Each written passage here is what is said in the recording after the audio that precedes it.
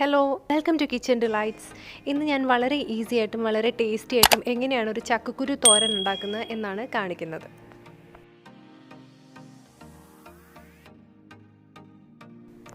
ഒരു പ്രഷർ കുക്കറിലാണ് ഞാൻ ഉണ്ടാക്കുന്നത്. അതിന് വേണ്ടിയിട്ട് 250 ml കപ്പിൽ 2 കപ്പ് ചക്കക്കുരു ഇതുപോലെ നീളത്തിൽ അരിഞ്ഞെടുത്തതാണ് എടുത്തിരിക്കുന്നത്. ഏകദേശം ഒരു അളവിന് വേണ്ടിയിട്ടാണ് കപ്പിൻ്റെ മെഷർമെൻ്റ് ഒക്കെ പറയുന്നത്. അതിലേക്ക് ഒരു 1/4 ടീസ്പൂൺ മഞ്ഞൾപ്പൊടി ചേർത്ത് കൊടുക്കുന്നുണ്ട്. ആവശ്യത്തിനുള്ള ഉപ്പും കൂടി ചേർത്ത് കൊടുക്കുന്നുണ്ട്.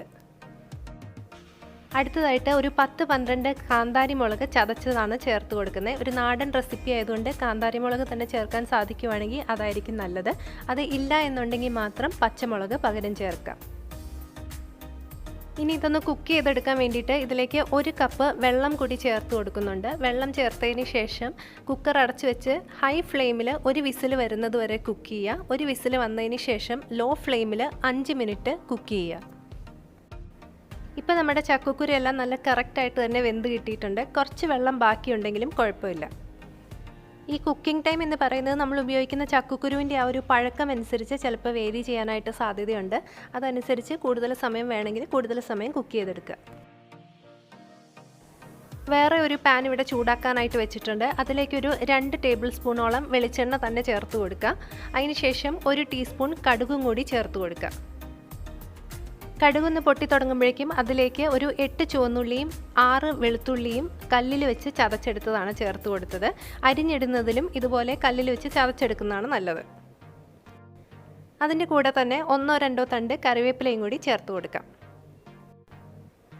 ഇനി ഇതെല്ലാം കൂടി നന്നായിട്ടൊന്ന് മൂപ്പിച്ചെടുക്കണം. ഒരുപാട് ബ്രൗൺ കളറൊന്നും ആയി പോകണമെന്നില്ല. എന്നാലും ഉള്ളിയൊക്കെ നന്നായിട്ട് സോഫ്റ്റായി അവിടെ ഇവിടെയൊക്കെ ബ്രൗൺ ആയി തുടങ്ങണം.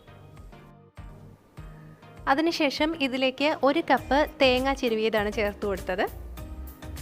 ഈ തേങ്ങ ചേർത്തതിന് ശേഷം ഒരല്പസമയം ഇതുപോലെ ഒന്ന് സോട്ട് ചെയ്ത് കൊടുക്കണം. ആ തേങ്ങയൊക്കെ നന്നായിട്ടൊന്ന് ചൂടായിട്ട് ജസ്റ്റ് അതിൻ്റെ വെള്ളമൊക്കെ ഒന്ന് വലിഞ്ഞു വരുന്ന ആ ഒരു സമയം വരെ.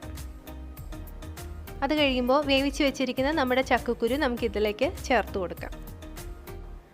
കുക്ക് ചെയ്ത സമയത്ത് കുറച്ച് വെള്ളം ബാക്കിയുണ്ടായിരുന്നെങ്കിലും അതും കൂടി നമുക്ക് ഈ കൂടെ ഇതിലേക്ക് ആഡ് ചെയ്ത് കൊടുക്കാം. അത് പെട്ടെന്ന് തന്നെ വറ്റി കിട്ടിക്കോളും. ഇനി ഈ ചക്കക്കുരു അധികം ഉടഞ്ഞു പോവാത്ത രീതിയിൽ പതുക്കെ നമുക്കിതൊന്ന് ഇളക്കി കൊടുക്കാം. ഒരു 3-4 മിനിറ്റോളം എങ്കിലും നമ്മളിനി ഈ ചക്കക്കുരു തേങ്ങയുടെയും എണ്ണയുടെയൊക്കെ കൂടെ നന്നായിട്ട് ഇങ്ങനെ മിക്സ് ചെയ്ത് കൊടുക്കുക. ചക്കക്കുരു ഉടഞ്ഞു പോവാതിരിക്കാനായിട്ട് പ്രത്യേകം ശ്രദ്ധിക്കുകയും വേണം. ഓൾമോസ്റ്റ് റെഡി ആകുമ്പോൾ നമുക്കിതിലേക്കൊരു 1/2 ടീസ്പൂൺ കുരുമുളക് പൊടിച്ചതും കൂടെ ചേർത്ത് കൊടുക്കാം. നല്ലൊരു ഫ്ലേവർ കിട്ടും. അത് ജസ്റ്റ് ഒന്ന് കമ്പൈൻ ആവുന്നത് വരെ ഒന്ന് മിക്സ് ചെയ്ത് കൊടുക്കുക. അതിനുശേഷം നമുക്ക് ഫ്ലെയിം ഓഫ് ചെയ്ത് വെക്കാം. വേണമെന്നുണ്ടെങ്കിൽ കുരുമുളക് പൊടിയുടെ അളവൊക്കെ കൂടുതൽ ചേർക്കാവുന്നതാണ്. ഉപ്പൊക്കെ ചെക്ക് ചെയ്ത് നോക്കിയിട്ട് വേണമെന്നുണ്ടെങ്കിൽ ആവശ്യത്തിന് ഉപ്പും ചേർത്ത് കൊടുക്കുക. അപ്പോൾ ഇത്രയേ ഉള്ളൂ. നല്ല ടേസ്റ്റി ആയിട്ടുള്ള നമ്മുടെ ചക്കക്കുരു തോരൻ റെഡി ആയിട്ടുണ്ട്. വളരെ ഈസിയാണിത് ഉണ്ടാക്കാനായിട്ട്. അപ്പോൾ എല്ലാവരും ഒന്ന് ട്രൈ ചെയ്ത് നോക്കുക. നിങ്ങളുടെ വിലപ്പെട്ട ഫീഡ്ബാക്ക്സ് അറിയിക്കുക. അപ്പോൾ ഈ വീഡിയോ നിങ്ങൾക്ക് ഇഷ്ടപ്പെട്ടു എന്നുണ്ടെങ്കിൽ ഒന്ന് സബ്സ്ക്രൈബ് ചെയ്യുക, ലൈക്ക് ചെയ്യുക. മറ്റൊരു വീഡിയോയുമായിട്ട് നമുക്ക് വീണ്ടും കാണാം. Thank you.